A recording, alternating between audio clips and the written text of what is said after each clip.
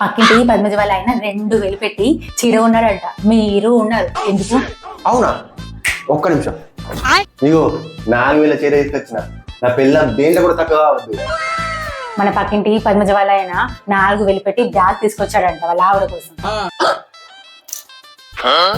ఇగో 5000 పెట్టి branded bag తీసుకొచ్చిన. నా పిల్ల ఎందులో తక్కువ కావాలి.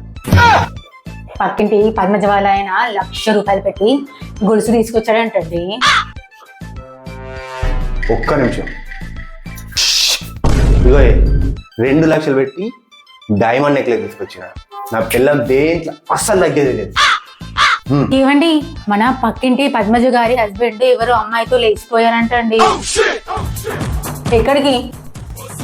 నేను కూడా ఒక పిల్లని చూసి ఆమెతో మారిపోతా.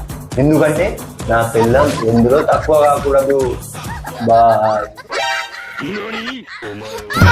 కానీ వాళ్ళు లేచిపోయిన చూసి అందరూ కలిసి చీపుడుతో కొట్టారంట. మిమ్మల్ని కూడా కొట్టియనా?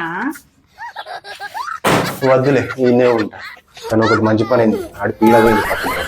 ఏమండి, మన ఎదురింటి విక్కీ అన్న కార్ తీసుకున్నాడటండి. సోదరా, అరే పెళ్ళంటే 100 ఏళ్ళ మంటరా.